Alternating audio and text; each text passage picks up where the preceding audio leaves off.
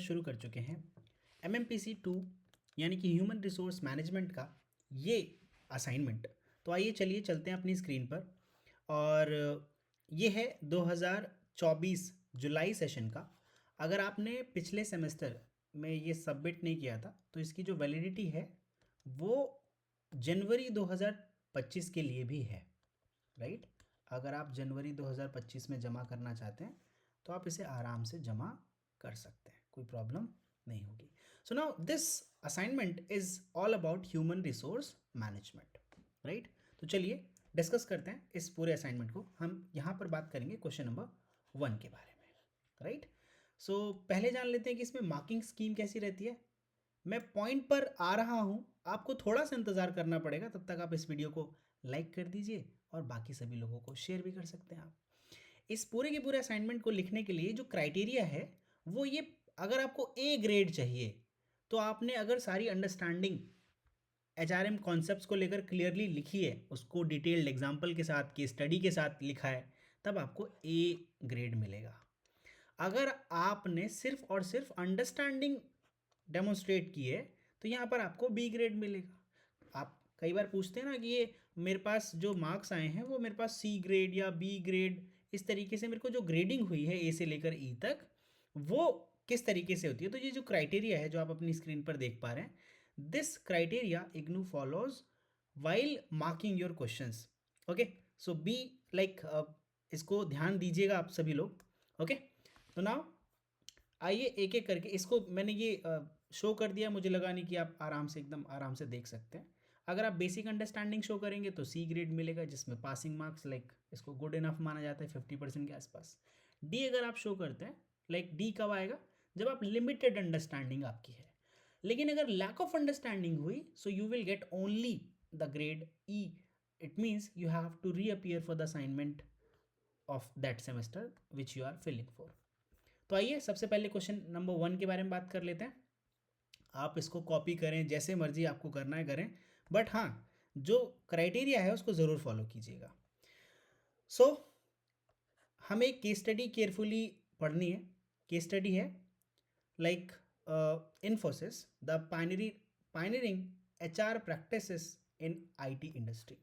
Infosys is one of the India's largest IT service companies, renowned globally for its innovative solutions and strong corporate governance. मैं ये आप लोगों के लिए read कर रहा हूँ, आप इसको ध्यान से पढ़िएगा। तो ये पूछा गया है कि हमें ये बताना है कि जो कंपनी है पिछले कई सालों में अच्छी तरीके से ग्रो हुई है, क्या रीज़न रहा है, और इसमें ह्यूमन रिसोर्स मैनेजमेंट का किस तरीके से एंगल देखने को मिलता है। अब सक्सीड तो हुई है ये कंपनी, बहुत सारे चैलेंजेस भी इन्होंने फेस किए over the period of time, right. जैसे कि डाइवर्स वर्कफोर्स रहती है, ओके। टॉप टैलेंट्स को रिटेन करना एक बड़ी चैलेंज होता है। एम्प्लॉय के साथ इंगेजमेंट हमें मैनेज करके चलना होता है। साथ के साथ जो रैपिड टेक्नोलॉजिकल चेंजेस हो रहे हैं किसी भी बिजनेस एनवायरनमेंट में, उसको अडेप्ट भी करना होता है, राइट। तो जो चीफ HR ऑफिसर है उन्होंने बहुत सारी स्ट्रैटेजिक इनिशिएटिव्स लॉन्च किए जिसके थ्रू ये ह्यूमन रिसोर्स प्रैक्टिसेस को और ज़्यादा अच्छे से परफॉर्म कर रहे हैं। तो कौन कौन सी इन्होंने स्ट्रैटेजीज डिप्लॉय करी हैं। पहला, लोगों को ट्रेन किया है बढ़िया तरीके से, एम्प्लॉयज़ की वेलनेस पर ध्यान दिया है और इंगेजमेंट्स के लिए इनिशिएटिव इन्होंने रन किए। जो डाइवर्स वर्कफोर्स है उनके लिए इंक्लूजन का पार्ट लेकर आए कि भाई सब लोग मिलकर काम करेंगे। मैनेजमेंट सिस्टम्स को और ज़्यादा एनहांस करने की कोशिश इन्होंने की है। और डिजिटल HR ट्रांसफॉर्मेशन में इन्होंने एक नया कदम रखा। इस बारे में ये पूरी जानकारी हमारे पास यहाँ पर ऐसे में अवेलेबल है। ये आपने देखा केस स्टडी है, HR practices in IT industry for the example Infosys. अब हमसे सवाल पूछा गया है पहला, रिक्रूटमेंट एंड सिलेक्शन से। Analyze the current recruitment and selection process at Infosys and what are the strengths and weaknesses of these processes. Right, आपको बड़े आराम से अगर आप इन्फोसिस की वेबसाइट पर जाएंगे तो उनका जो रिक्रूटमेंट प्रोसेस है मे भी आपको मिल जाएगा, राइट। और आप अपने किसी फ्रेंड फैमिली से पूछ सकते हैं कि इन्फोसिस किस तरीके से हायर करती है। तो जनरली यहाँ पे जो प्रोसेस लिखा है ये एक जनरल प्रोसेस है, इसको आप एकदम एग्जैक्ट मत मानिएगा कि जो इन्फोसिस फॉलो करती है वैसा ही, बट हाँ एक स्ट्रक्चर्ड मैनर में किस तरीके से एक रिक्रूटमेंट होना चाहिए उसके स्टेप वाइज प्रोसेस है। पहला क्या है कि जब हमने इन्फोसिस को एनालिसिस किया, उसका एनालिसिस किया, तो हमने देखा कि उसके कुछ करंट रिक्रूटमेंट की कुछ बढ़िया पार्ट्स हैं, पॉजिटिव पार्ट्स हैं। जैसे ये बढ़िया एम्प्लॉयर ब्रांड है। दूसरा, ये स्ट्रक्चर्ड तरीके से रिक्रूट करते हैं लोगों को, कैंपस रिक्रूटमेंट पे ज़्यादा विश्वास रखते हैं। आप देखिएगा इन्फोसिस के जो ज़्यादातर एम्प्लॉयज़ होते हैं वो कॉलेज स्टूडेंट्स होते हैं, जो like initially they come from college and most placements इनकी कॉलेज कैंपस से ही होती है।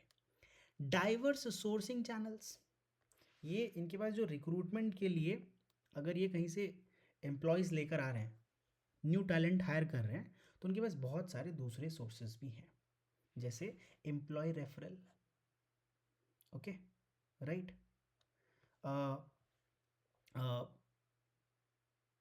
कैंपस हायरिंग, थर्ड पार्टी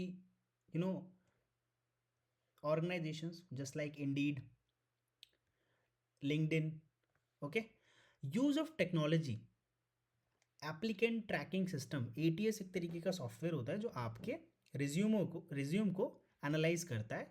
उसके थ्रू भी ये जो इनके पास ऐसे वॉक इन एम्प्लॉयज़ आते हैं उनका डेटा लेकर ये क्या करते हैं, चेक करते हैं like where they can deploy that talent और they can hire new one. So these are the strengths currently in Infosys. Now let's move to the type 2, like the weaknesses of current recruitment and selection process. See, there is very high competition for the talent. If I am the recruiter or I am the organization, मेरी जैसी और भी बहुत सारी organisation है जो same employ को recruit करना चाहती है, तो बहुत ज़्यादा कॉम्पिटिटिव मार्केट है। सी देखिए, ये कॉम्पिटिटिव इसलिए बन जाता है, आप ये सोचते हैं कि जनरली यार जॉब के लिए तो लाइक बहुत सारे लोग जो हैं वो अनएम्प्लॉयड हैं, फिर भी यहाँ पर टैलेंट के लिए कंपटीशन क्यों है? क्योंकि most of the employees are not employable. अब मैं उनको एम्प्लॉय क्यों बोल रहा हूँ? जनरली जो ज़्यादातर टैलेंट पूल है that is not employable just because of the skill deficit, okay. दूसरा, इनका जो हायरिंग प्रोसेस है वो थोड़ा लेंदी प्रोसेस है। अब जब भी हमें कोई लेजिट हायरिंग करनी होती है तो step by step hiring process हमें फॉलो करना होता है। अगर हमने इस हायरिंग प्रोसेस को फास्ट किया तो कई बार हम बहुत सारे चेक्स मिस कर देते हैं। तो इन चेक्स को मिस होने से बचाया जा सके, हम किसी एक एम्प्लॉय को ऐसे एम्प्लॉय को एम्प्लॉय करें जिसको एम्प्लॉय करने पर मैक्सिमम बेनिफिट हमें हो सके, right. Diversity and inclusion challenges इनको ज़्यादातर देखने पड़ते हैं। ग्लोबल रिक्रूटमेंट कॉम्प्लेक्सिटी, इंडिया में किस तरीके से हायरिंग हो रही है, इनके दूसरे जो चैनल पार्टनर्स हैं किसी दूसरी कंट्री के अंदर बैठकर जो हायरिंग कर रहे हैं वो किस तरीके से कर रहे हैं। Potential gaps in candidate experience, Infosys जबकि टेक्नोलॉजी का यूज़ करती है अपने पूरे के पूरे रिक्रूटमेंट प्रोसेस को स्ट्रीमलाइन करने के लिए, फिर भी हमें पोटेंशियल गैप्स दिखते हैं, राइट। तो आपने देखा कि भाई क्या क्या है, पहला स्ट्रेंथ्स क्या है और दूसरा इनकी वीकनेसेस क्या है, ओके, राइट। तो अब हम एक छोटा सा सजेशन भी दे देते हैं इनको। While Infosys recruitment system, recruitment and selection processes benefit from the strong brand reputation, structured approach and diverse sourcing channel, बहुत सारे चैलेंजेस भी हैं जैसे कि हाई कंपटीशन, लेंदी हायरिंग टाइम। अगर इन चैलेंजेस के साथ डील किया जाए तो इनके जो रिक्रूटमेंट प्रोसेस है उसको और ज़्यादा ईज और सक्सेसफुल बनाया जा सकता है, right. So guys, this is all about the question number 1 of your MMPC 002 Human Resource Management assignment questions. Okay, now let's move to the question number 2. Propose a comprehensive recruitment and selection strategy that could help Infosys attract and retain top talent. Include specific methods, tools and practices that should be used. Okay, इस question को हम लोग अगले video में करते हैं। तब तक के लिए आपके एक छोटा सा गोल है, इस वीडियो को आपको ज़्यादा से ज़्यादा शेयर करना है और हम लाइक एम करते हैं इस पर 10 लाइक्स का। ज़्यादा लालची नहीं बनते गाइस। आई होप कि आप इस 10 लाइक्स वाले एम को जल्दी जल्दी और इफेक्टिवली पूरा करेंगे। So signing off this side Kishan Kanaujia. See you all, मिलते हैं अगली क्लास में, तब तक के लिए टाटा बाय बाय।